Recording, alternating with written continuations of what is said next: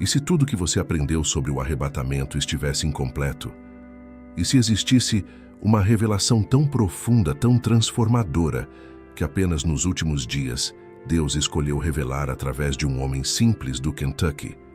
Prepare seu coração, porque o que você está prestes a descobrir pode mudar completamente sua compreensão sobre como e quando Cristo voltará para buscar sua noiva. Em fevereiro de 1963, algo extraordinário aconteceu nas montanhas do Arizona.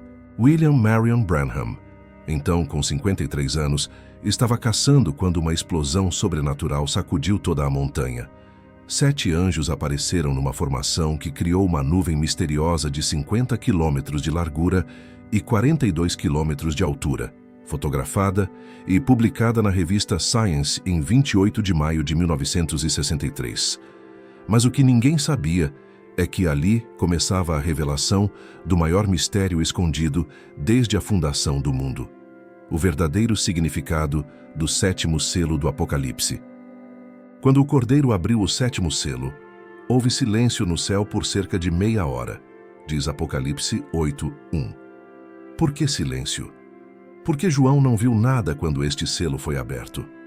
Branham explicou em sua pregação de 24 de março de 1963. É o segredo da vinda do Senhor. É o mistério do arrebatamento da igreja. Quando ele vier, como ele virá, ninguém sabe. Nem os anjos do céu sabem. O próprio Cordeiro não sabia até que foi revelado. A Bíblia declara em Apocalipse 10:7, mas nos dias da voz do 7º anjo, quando tocar a sua trombeta, se cumprirá o mistério de Deus, como anunciou aos seus servos, os profetas.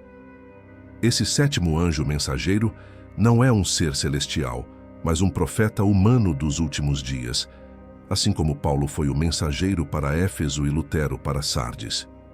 Cada era da igreja teve seu mensageiro, e Laodiceia, nossa era, também teria o seu. O que torna essa revelação tão impactante é que ela desvenda o que Paulo chamou de mistério, em 1 Coríntios 15:51. Eis aqui vos digo um mistério. Na verdade, nem todos dormiremos, mas todos seremos transformados. Branham revelou que esse mistério estava selado em Apocalipse, esperando o tempo do fim para ser completamente compreendido. Não é apenas sobre quando acontecerá, mas sobre como Deus está preparando uma noiva específica. Não toda a igreja, mas um pequeno grupo santificado e cheio da palavra. Se você está assistindo de São Paulo, do Rio de Janeiro, de Minas Gerais ou de qualquer lugar deste Brasil amado, comente de qual estado o Espírito Santo está tocando seu coração agora. Porque essa mensagem não é coincidência. Ela chegou até você num momento específico da sua jornada espiritual. Branham ensinou que os 7 selos de Apocalipse 6 e 8 contêm toda a redenção. 6 selos foram abertos e revelaram conquista religiosa, guerras, fome, morte, mártires e sinais cósmicos. Mas o 7º? O 7º selo é diferente. Quando esse 7º selo foi aberto, houve silêncio, nada foi revelado. É o segredo total de Deus, o mistério de sua vinda, pregou Branham naquele março transformador de 1963.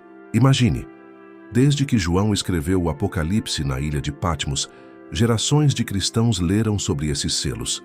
Grandes teólogos, estudiosos dedicados, homens de oração profunda, todos tentaram entender. Mas Deus guardou esse mistério para a última geração, para aqueles que estariam vivos e permaneceriam até a vinda do Senhor. Acerca daquele dia e hora ninguém sabe, disse Jesus em Mateus 24:36. Mas ele prometeu que haveria sinais, haveria uma mensagem, haveria um preparo especial para sua noiva. O 7º selo é o próprio mistério da transformação e do arrebatamento, revelado progressivamente à noiva do fim dos tempos, não através de seminários teológicos ou tradições denominacionais, mas através de revelação direta da palavra, confirmada com sinais sobrenaturais que seguem aqueles que creem. A revelação que vou compartilhar agora mudou completamente minha compreensão sobre o arrebatamento, e tenho certeza que transformará a sua também. Em 4 de dezembro de 1965, em Yuma, Arizona, William Branham pregou uma mensagem intitulada O Arrebatamento, que desvendou algo que estava escondido bem diante de nossos olhos em 1 Tessalonicenses 4,16. Paulo escreveu: Porque o mesmo Senhor descerá do céu com alarido, e com voz de arcanjo, e com a trombeta de Deus. 3 coisas distintas: alarido, voz e trombeta. Não são sinônimos, são 3 etapas progressivas do arrebatamento que já começaram. Branham explicou: o alarido, a voz, a trombeta tem que acontecer antes de Jesus aparecer, porque ele descerá do céu com alarido, voz e trombeta. 3 coisas acontecem antes dele aparecer. Isso revoluciona tudo, porque significa que o arrebatamento não é um evento instantâneo futuro, mas um processo que já está em andamento. Você pode estar vivendo o arrebatamento agora mesmo sem perceber. Primeira etapa: o grito ou alarido. Esse grito é uma mensagem, pregou Branham. Primeiro vem uma mensagem: é hora de arrumar as lâmpadas. Levantai-vos e preparai vossas lâmpadas. Mateus 25:6 confirma. À meia-noite ouviu-se um grito: eis o noivo, saí ao seu encontro. Esse grito já soou. É a mensagem do tempo do fim, chamando a noiva para sair das denominações, sair da Babilônia religiosa, sair das tradições humanas e voltar à palavra pura. Malaquias 4:5-6 prometeu: eis que eu vos enviarei o profeta Elias, antes que venha o grande e terrível dia do Senhor. E ele converterá o coração dos pais aos filhos e o coração dos filhos aos pais. O grito não é um barulho literal no céu. É a palavra de Deus sendo restaurada em sua pureza original, despertando os escolhidos. Minhas ovelhas ouvem a minha voz, disse Jesus em João 10:27. Existe uma voz soando agora que apenas a verdadeira noiva consegue discernir. Os religiosos podem até ouvir as palavras, mas não captam a revelação. É como quando Deus falou a Jesus em João 12:28-29. Alguns disseram que foi um trovão, outros que foi um anjo, mas apenas Jesus entendeu perfeitamente a mensagem do Pai. Segunda etapa: a voz do arcanjo. Branham revelou algo tremendo. A voz do arcanjo é a mesma voz que ressuscitou Lázaro do túmulo. É Cristo falando aos mortos em Cristo para que ressuscitem primeiro. Quando essa voz soar, os santos adormecidos de todas as eras ressuscitarão. Abel, Abraão, Moisés, Elias, Pedro, Paulo, todos os mártires, todos os santos que dormiram em Cristo através dos séculos, ressuscitarão com corpos glorificados. Os mortos em Cristo ressuscitarão primeiro, confirma 1 Tessalonicenses 4:16. Terceira etapa: a trombeta de Deus. Esta é a convocação final, a última trombeta mencionada por Paulo em 1 Coríntios 15:52. Num momento, num abrir e fechar de olhos, ante a última trombeta, porque a trombeta soará e os mortos ressuscitarão incorruptíveis, e nós seremos transformados. A trombeta é o ajuntamento final, quando os vivos que permaneceram serão transformados e arrebatados juntamente com os santos ressuscitados. Se o Senhor está tocando seu coração agora, deixe seu nome aqui nos comentários. Quero orar especificamente por cada um que está sendo despertado por essa revelação. Não é por acaso que você está ouvindo isso hoje. O Espírito Santo está preparando a noiva, e você pode ser parte desse grupo seleto. Branham enfatizou algo crucial. Essas 3 etapas acontecem em sequência, não simultaneamente. Lembre-se, ele descerá. As 3 coisas acontecem. O grito desperta a noiva adormecida, a voz ressuscita os mortos e a trombeta ajunta todos para o encontro no ar. Estamos vivendo entre o grito e a voz. A mensagem já soou, os corações estão sendo preparados, as virgens prudentes estão enchendo suas lâmpadas com o azeite da revelação. O apóstolo Paulo teve que ser arrebatado ao 3º céu para receber essas revelações. João foi transportado em espírito ao dia do Senhor. Mas para nós, a revelação está sendo derramada aqui, agora, enquanto ainda estamos em nossos corpos mortais. Isso é a graça extraordinária reservada para a última geração. Somos a geração que não passará até que todas essas coisas aconteçam. Agora preciso compartilhar algo que pode ser difícil de aceitar, mas é crucial que você entenda. Nem todos os cristãos serão arrebatados. Jesus foi claro em Mateus 25, quando contou a parábola das 10 virgens. Todas eram virgens, todas tinham lâmpadas, todas esperavam o noivo, mas apenas 5 entraram nas bodas. Em 29 de abril de 1965, Branham pregou a escolha de uma noiva e revelou: haverá uma igreja, mas dentro dessa igreja haverá uma noiva. Nem toda a igreja é a noiva, assim como nem todo Israel era Israel. Paulo confirma isso em Romanos 9:6. Nem todos os que são de Israel são israelitas. Da mesma forma, nem todos que frequentam igreja, que dizem Senhor, Senhor, que profetizam e fazem milagres em seu nome, farão parte da noiva arrebatada. Jesus advertiu em Mateus 7, 22, 23. Muitos me dirão naquele dia: Senhor, Senhor, não profetizamos nós em teu nome? E em teu nome não expulsamos demônios? E então lhes direi abertamente: nunca vos conheci. As 5 virgens prudentes tinham azeite extra em suas vasilhas. As 5 nécias tinham apenas o azeite em suas lâmpadas. Quando o clamor da meia-noite soou, todas acordaram. Mas só as prudentes tinham reserva suficiente.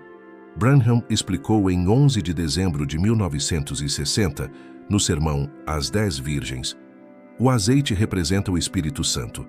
Mas não é apenas ter o Espírito Santo, é ter a medida completa, a plenitude. É a diferença entre justificação, santificação e o batismo do Espírito Santo com a revelação da palavra para a sua era. A noiva é um grupo seleto, chamado para fora da igreja. Apocalipse 18:4 ordena: sai dela, povo meu, para que não sejas participante dos seus pecados e para que não incorras nas suas pragas. Sair de onde? Da Babilônia religiosa, dos sistemas denominacionais que colocam credos e tradições acima da palavra de Deus. A igreja de Laodiceia, em Apocalipse 3, 14 e 22, representa a era da igreja atual, rica, aumentada de bens, sem necessidade de nada, mas não sabe que é desgraçada, miserável, pobre, cega e nua. E o mais chocante, Jesus está do lado de fora batendo na porta. Lucas 12:32 traz uma palavra consoladora e ao mesmo tempo reveladora: não temais, ó pequeno rebanho, porque a vosso Pai agradou dar-vos o reino. Pequeno rebanho, não grandes multidões, não mega-igrejas, mas um pequeno grupo. Jesus disse em Mateus 7,14: estreita é a porta, e apertado o caminho que leva à vida, e poucos há que a encontrem. Isso não é sobre salvação apenas, é sobre fazer parte da noiva que será trasladada antes da grande tribulação. Branham pregou algo profundo. A noiva é tirada da igreja, assim como Eva foi tirada de Adão. Adão teve que adormecer para que Eva fosse formada de sua costela. Cristo morreu, e de seu lado ferido saiu sangue e água, nascendo a igreja. Mas nem todo o corpo de Adão se tornou Eva, apenas uma pequena parte, uma costela. Assim também, nem toda a igreja é a noiva de Cristo. As virgens nécias representam cristãos genuínos, salvos, justificados pelo sangue, mas que não têm a revelação completa da palavra para sua era. Eles ficarão para passar pela grande tribulação. Apocalipse 7,14 fala deles. Estes são os que vieram da grande tribulação, e lavaram as suas vestes e as branquearam no sangue do Cordeiro. São salvos, mas perderam o arrebatamento. Tiveram que passar pelo período mais terrível da história humana para serem purificados. A diferença está na preparação, na consagração, no azeite extra. Quando as nécias foram comprar azeite, o noivo chegou, e as que estavam preparadas entraram com ele para as bodas, e fechou-se a porta. Quando as outras chegaram dizendo: Senhor, Senhor, abre-nos, a resposta foi terrível: não vos conheço. O mesmo verbo grego ginosko, usado quando Adão conheceu Eva. É intimidade, não apenas conhecimento intelectual. Você que está assistindo agora, seja de Pernambuco, do Pará, do Rio Grande do Sul, essa mensagem está separando o trigo do joio, as prudentes das nécias. Não é sobre qual igreja você frequenta. É sobre ter a revelação da palavra para esta hora. A meia-noite já soou. O clamor já ecoou. A questão é: você tem azeite suficiente em sua vasilha? Você está entre os que apenas professam ou entre os que verdadeiramente possuem a plenitude do Espírito com a revelação? Existe uma marca invisível que separa a verdadeira noiva de todos os outros cristãos. E hoje vou revelar como identificar se você a possui. Em 14 de maio de 1954, Branham pregou o selo de Deus e declarou: o selo de Deus é o batismo do Espírito Santo, mas não qualquer manifestação emocional ou falar em línguas apenas. É o Espírito Santo selando a palavra revelada em seu coração para esta era. Efésios 1:13 confirma: em quem também vós estáis, depois que ouvistes a palavra da verdade, o evangelho da vossa salvação, e tendo nele também crido, fostes selados com o Espírito Santo da promessa. O selo na antiguidade tinha 3 propósitos: mostrar propriedade, garantir autenticidade e proteger o conteúdo. Quando Deus sela sua noiva com o Espírito Santo, Ele está dizendo: este me pertence, é genuíno, e está protegido até o dia da redenção. Efésios 4:30 adverte: e não entristeçais o Espírito Santo de Deus, no qual estáis selados para o dia da redenção. Esse selo não pode ser falsificado, imitado ou perdido. É a garantia divina de que você será arrebatado. Em 1º de setembro de 1963, Branham pregou uma mensagem poderosa chamada O Token, o sinal, onde revelou: o token é o Espírito Santo aplicado, não apenas crer nele, mas tê-lo aplicado. No Egito, o sangue tinha que ser aplicado nas portas. Não bastava matar o cordeiro, o sangue tinha que estar visível. Hoje não basta crer que Jesus morreu. O Espírito Santo tem que estar aplicado em sua vida com evidência. Como saber se você tem este selo? Primeiro, você amará a palavra de Deus acima de qualquer tradição ou denominação. Jesus disse em João 16:13: quando vier o Espírito da verdade, ele vos guiará em toda a verdade. Se o Espírito Santo verdadeiramente habita em você, ele confirmará a palavra, não a negará. Quando você ouve a palavra pura sendo pregada, algo dentro de você vibra e diz: isso é verdade. É o selo reconhecendo a voz do pastor. Segundo, haverá transformação progressiva. 2 Coríntios 3:18 declara: mas todos nós, com o rosto descoberto, refletindo como um espelho a glória do Senhor, somos transformados de glória em glória na mesma imagem, como pelo Espírito do Senhor. Não é uma experiência estática. O selo do Espírito Santo produz santificação contínua, separação do mundo, morte para o ego, vida para Cristo. Você não conseguirá mais viver em pecado deliberadamente. 1 João 3:9 afirma: qualquer que é nascido de Deus não comete pecado, porque a sua semente permanece nele. Branham explicou que muitos confundem dons com o selo. Você pode falar em línguas, profetizar, operar milagres e ainda não ter o selo. Judas Iscariotes expulsou demônios e curou enfermos, mas era um diabo. Os dons operam pela fé, mas o selo é o caráter de Cristo sendo formado em você pela palavra. 1 Coríntios 13:1-2 confirma: podemos ter todos os dons e ainda não ter amor, que é o caráter de Deus. 2 Coríntios 1:22 revela outro aspecto: o qual também nos selou e deu o penhor do Espírito em nossos corações. Penhor significa entrada, garantia, primeira parcela. O selo do Espírito Santo é a garantia de que receberemos a herança completa. É como receber agora um pouco do céu em seu coração. Você sente a presença de Deus, tem revelações da palavra, experimenta paz sobrenatural, alegria inexplicável, amor pelos irmãos. São evidências do selo operando. Se esta revelação está transformando sua compreensão, compartilhe este vídeo agora com alguém que precisa ouvir esta verdade. Não guarde isso para você.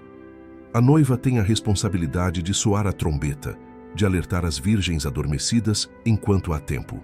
Apocalipse 7:2-3 mostra anjos segurando os ventos do juízo, até que hajamos assinalado nas suas testas os servos do nosso Deus. O selamento está acontecendo agora. Quando o último membro da noiva for selado, a porta da graça se fechará.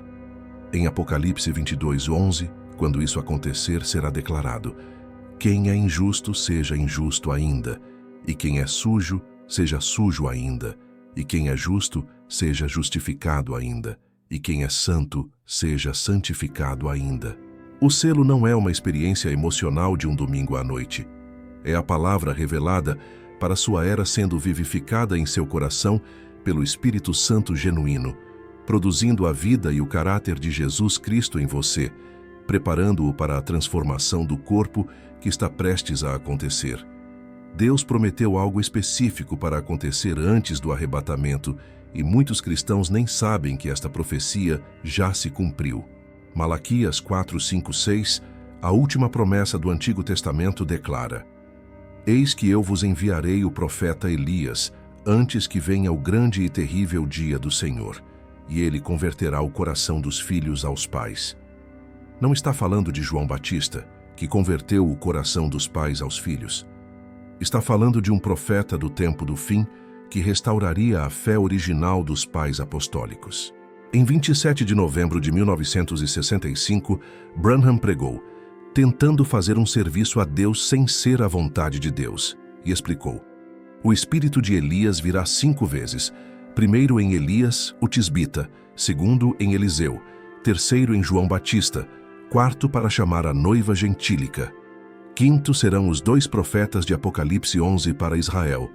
Estamos falando da 4ª manifestação, o Elias que precederia a segunda vinda de Cristo, não para Israel, mas para a igreja gentia. Apocalipse 10:7 revela o ministério deste mensageiro.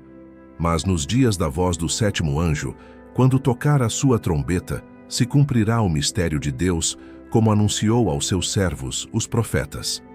Este 7º anjo não é um ser celestial, mas um mensageiro humano para a 7ª era da igreja, Laodiceia. Cada era teve seu mensageiro: Paulo para Éfeso, Irineu para Esmirna, Martinho para Pérgamo, Columba para Tiatira, Lutero para Sardes, Wesley para Filadélfia e um 7º mensageiro para Laodiceia. Em 24 de março de 1963, ao pregar o 7º selo, Branham revelou algo tremendo. O 7º selo traz de volta a mesma pessoa, não um homem, é o próprio Deus sendo revelado. E Elias deve revelar isso segundo Malaquias 4.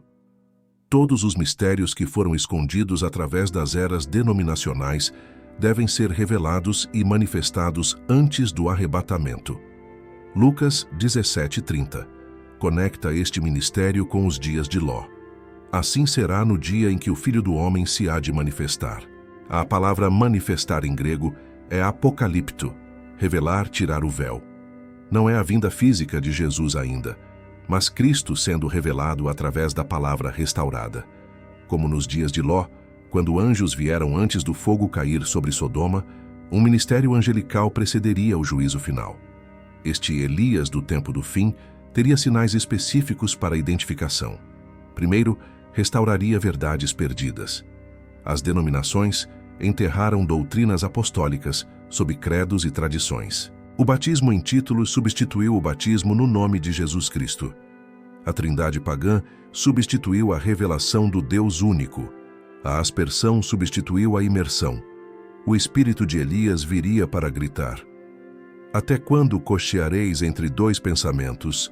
Se o Senhor é Deus, segui-o. Segundo, operaria no sobrenatural com discernimento perfeito. Hebreus 4:12 diz que a palavra de Deus discerne os pensamentos e intenções do coração.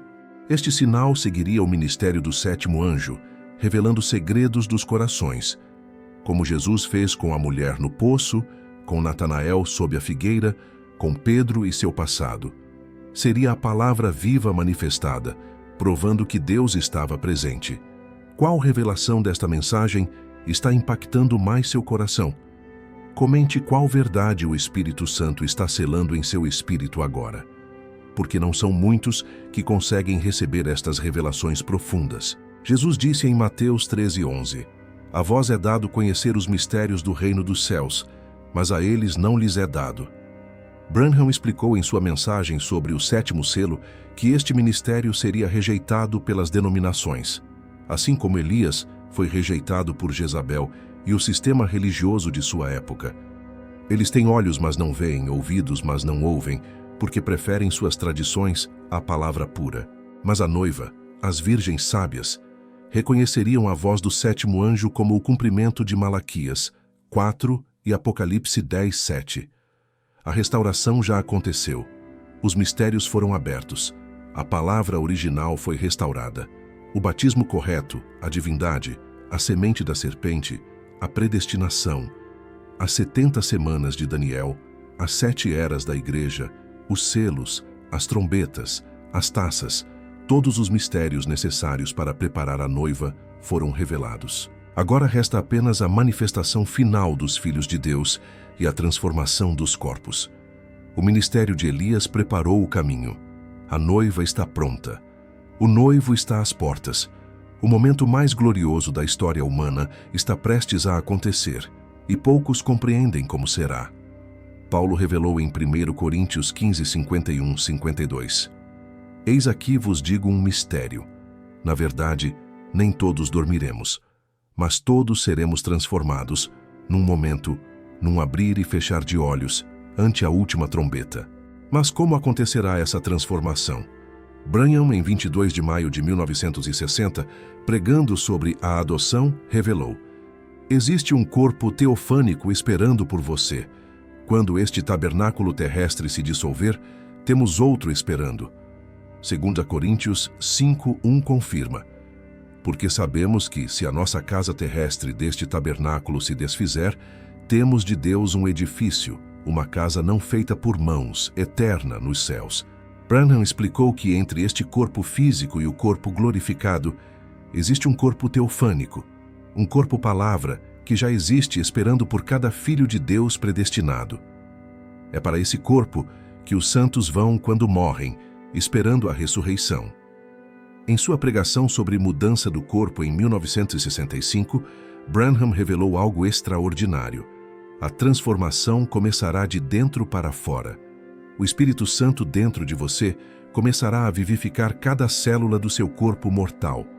Romanos 8:11 diz: e se o Espírito daquele que dentre os mortos ressuscitou a Jesus habita em vós, aquele que dentre os mortos ressuscitou a Cristo também vivificará os vossos corpos mortais, pelo seu Espírito que em vós habita.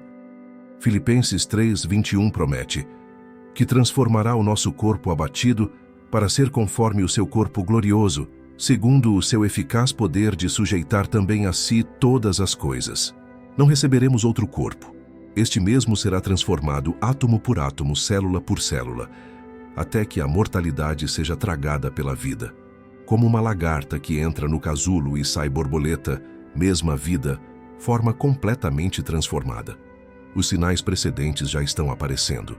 Branham testificou: quando o Espírito Santo vem sobre mim fortemente, sinto meu corpo mudar. Fico mais jovem, mais forte, a visão melhora. É um pequeno toque do que virá. Muitos da noiva têm experimentado momentos onde sentem o corpo mais leve, onde dores desaparecem instantaneamente, onde há uma vivificação sobrenatural.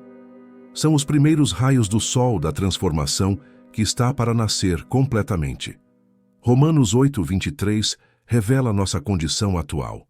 E não só ela, mas nós mesmos, que temos as primícias do Espírito, também gememos em nós mesmos, esperando a adoção, a saber, a redenção do nosso corpo. A adoção no contexto romano não era apenas receber alguém na família, mas a cerimônia onde o filho era publicamente reconhecido e recebia a autoridade do pai. Nossa adoção será quando recebermos corpos glorificados e formos manifestados como filhos maduros de Deus. A criação inteira espera este momento. Romanos 8:19 declara: porque a ardente expectação da criatura espera a manifestação dos filhos de Deus. Quando a noiva for transformada, a natureza reconhecerá seus reis. As enfermidades não poderão tocar esses corpos. A gravidade não os limitará. paredes não os deterão. Como Jesus após a ressurreição, poderemos aparecer e desaparecer, atravessar dimensões, viajar à velocidade do pensamento. Branham explicou que esta transformação será instantânea, mas perceptível. Você sentirá uma onda de poder percorrer todo o seu ser. Cada célula cancerosa morrerá. Cada ruga desaparecerá. Cada cabelo branco voltará à sua cor original. Cada dente perdido retornará. Você voltará ao vigor da juventude eterna, mas com a sabedoria e maturidade que adquiriu. Será você, mas na perfeição que Deus planejou desde o princípio. Se Deus está preparando seu coração para esta transformação gloriosa, testifique nos comentários. Diga: Senhor, prepara-me para receber meu corpo glorificado, porque esta geração que não passará está sendo preparada para algo que nenhuma outra experimentou desde Enoque e Elias. 1 João 3:2 nos dá esperança. Amados, agora somos filhos de Deus, e ainda não é manifestado o que havemos de ser. Mas sabemos que quando Ele se manifestar, seremos semelhantes a Ele, porque assim como é, o veremos. A transformação nos fará semelhantes a Jesus em seu corpo ressurreto. Não seremos espíritos flutuando, mas seres tangíveis, perfeitos, eternos, capazes de comer, mas sem necessidade, capazes de tocar, mas sem limitação. O segredo está na palavra vivificada dentro de você. Como a semente tem em si o poder da futura árvore, o Espírito Santo em você carrega o DNA do seu corpo celestial. Quando a última trombeta soar, esse poder explodirá, transformando o corruptível em incorruptível, o mortal em imortal. Os sinais estão gritando que o tempo acabou, mas a maioria está dormindo. Jesus disse em Mateus 24, 32, 33: Aprendei, pois, esta parábola da figueira. Quando já os seus ramos se tornam tenros e brotam folhas, sabeis que está próximo o verão. Igualmente, quando virdes todas estas coisas, sabei que ele está próximo às portas. A figueira é Israel, e em 14 de maio de 1948, ela brotou novamente como nação. Branham pregou em 1962 o sinal do tempo do fim, e declarou: Quando Israel se tornou nação, o relógio de Deus para os gentios começou a contagem regressiva. Jesus profetizou em Mateus 24:34: Em verdade vos digo que não passará esta geração sem que todas estas coisas aconteçam. Uma geração bíblica são 70 a 80 anos, segundo o Salmo 90:10. Se contarmos desde 1948, estamos vivendo no limite do tempo profético. Não sobrou margem para erro, estamos na última hora da última hora. Em sua mensagem, Eventos Modernos Esclarecidos pela Profecia, de 1965, Branham identificou sinais inconfundíveis. Primeiro, a apostasia total das igrejas. Segundo a Tessalonicenses 2:3 alertou: Ninguém de maneira alguma vos engane, porque não será assim sem que antes venha a apostasia. As denominações hoje ordenam homossexuais, negam a divindade de Cristo, questionam a ressurreição, rejeitam milagres, abraçam o ecumenismo. A Igreja Católica e as protestantes estão se unindo novamente, formando a imagem da besta de Apocalipse 13. Daniel 12:4 profetizou: Muitos correrão de uma parte para outra, e o conhecimento se multiplicará. Branham disse: Em 1900, o homem viajava como nos dias de Jesus, a cavalo. Hoje temos aviões supersônicos, foguetes espaciais. O conhecimento explodiu exponencialmente. Computadores, internet e inteligência artificial. Tudo surgiu nas últimas décadas. É o cumprimento literal da profecia de Daniel para o tempo do fim. Joel 2:28-29 prometeu: E há de ser que depois derramarei o meu espírito sobre toda a carne, e vossos filhos e vossas filhas profetizarão. Os vossos velhos terão sonhos, os vossos jovens terão visões. O movimento pentecostal explodiu no século XX. Milhões receberam o batismo do Espírito Santo. Mas Branham alertou: Cuidado, porque o mesmo capítulo fala de sangue, fogo e colunas de fumaça antes do grande dia do Senhor. O derramamento do Espírito precede o juízo. 2 Timóteo 3:1-5 descreve nossa época perfeitamente. Nos últimos dias sobrevirão tempos trabalhosos. Porque haverá homens amantes de si mesmos, avarentos, presunçosos, soberbos, blasfemos, desobedientes a pais e mães, ingratos, profanos, sem afeto natural. Olhe ao redor. Crianças matando pais, pais abusando filhos, a maldade institucionalizada. Sodoma e Gomorra eram cidades pequenas comparadas à depravação global de hoje. Lucas 17, 28, 30 revela o sinal mais específico. Como também, da mesma maneira, aconteceu nos dias de Ló, assim será no dia em que o Filho do Homem se há de manifestar. Nos dias de Ló, homossexualidade era legalizada, celebrada, imposta. Hoje crianças são doutrinadas nas escolas, igrejas são forçadas a aceitar, é crime pregar contra. Mas note, antes do fogo cair, anjos visitaram Abraão e Ló. Um ficou com Abraão e revelou os segredos do coração de Sara. Era Deus velado em forma humana, o mesmo ministério de discernimento que marcou o fim da era. Branham revelou algo tremendo sobre a natureza. Romanos 8:22 diz: toda a criação geme e está com dores de parto. Terremotos aumentaram 2000% desde 1900. Vulcões dormentes estão despertando. Tsunamis, furacões, pandemias, a Terra está em convulsão. São as dores de parto para o novo mundo que virá após a tribulação. Vamos fazer uma oração agora mesmo. Se você crê que Jesus está voltando, se você quer estar pronto, coloque sua mão no coração e ore comigo. Senhor Jesus, reconheço os sinais. Vejo que o tempo acabou. Purifica-me, prepara-me, sela-me para o dia da redenção. Quero estar entre os que subirão. Em nome de Jesus. Amém. O sinal dos sinais é a restauração da palavra. Amós 8:11 profetizou: Eis que vem dias, diz o Senhor Deus, em que enviarei fome sobre a terra, não fome de pão, nem sede de água, mas de ouvir as palavras do Senhor. Após séculos de escuridão denominacional, a palavra pura foi restaurada. Os selos foram abertos, os mistérios revelados. A noiva está sendo chamada para fora. Quando o último predestinado responder ao chamado, a porta se fechará para sempre. Os sinais dizem que esse momento é agora. O tempo da preparação está terminando. Em 17 de novembro de 1963, Branham pregou: Desperta Jesus e clamou: A noiva deve se preparar. O vestido de núpcias é a revelação da palavra confirmada para esta hora.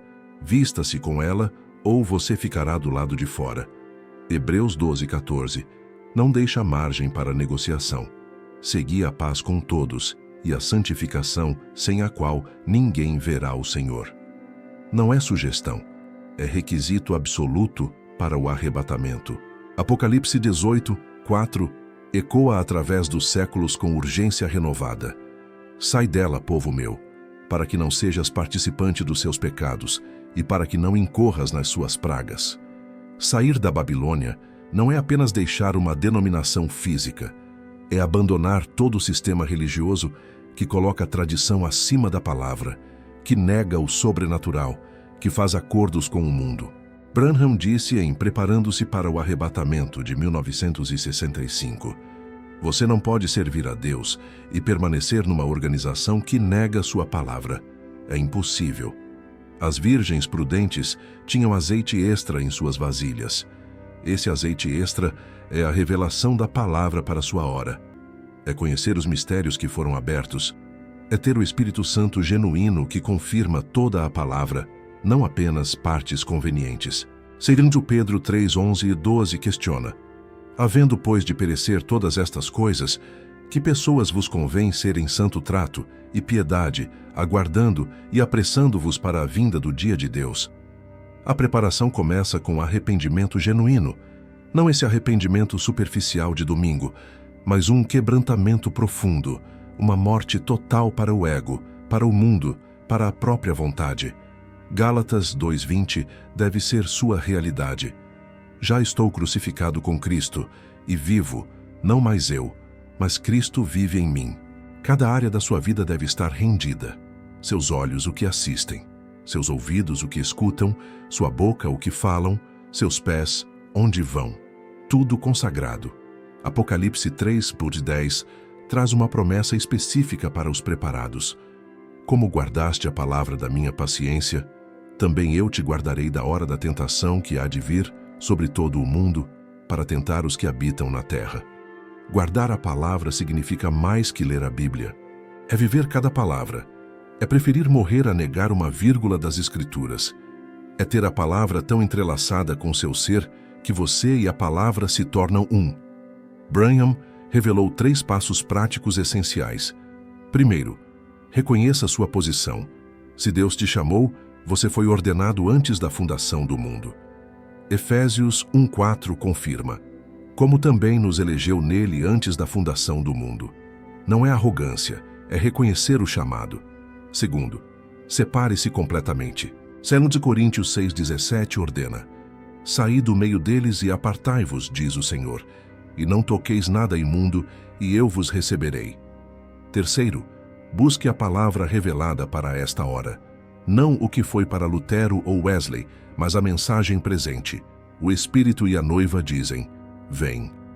Apocalipse 22:17 continua: e quem ouve diga: vem. E quem tem sede, venha. E quem quiser, tome de graça da água da vida. Se você ouviu esta mensagem até aqui, não foi por acaso. O Espírito Santo te trouxe porque você é semente de Deus. Talvez estivesse perdido no sistema religioso, mas a voz do pastor te alcançou. Esta pode ser a última mensagem que você ouvirá antes do arrebatamento. Amanhã pode ser tarde demais. Hoje, agora, neste momento, tome sua decisão. Se você quer fazer parte da noiva, se você quer subir no arrebatamento, levante suas mãos onde estiver e declare: Senhor Jesus, eu creio em toda a sua palavra. Rejeito as tradições humanas, aceito a verdade revelada. Lava-me, purifica-me, sela-me com teu Espírito. Estou pronto para a tua vinda. Se esta mensagem transformou sua vida, inscreva-se agora no canal. Compartilhe urgentemente com todos que você ama. Comente Maranata, se você está esperando Jesus voltar. Deixe o nome da sua cidade para mapearmos onde a noiva está sendo preparada no Brasil. A trombeta está prestes a soar. Os mortos em Cristo ressuscitarão. Os vivos serão transformados. Num piscar de olhos, estaremos para sempre com o Senhor. Mas lembre-se das palavras finais de Jesus em Apocalipse 22:20. Certamente cedo venho. E nossa resposta deve ser: Amém. Ora vem, Senhor Jesus. A noiva está pronta. O Espírito e a noiva dizem: Vem. Até breve nas nuvens ou na glória, Maranata.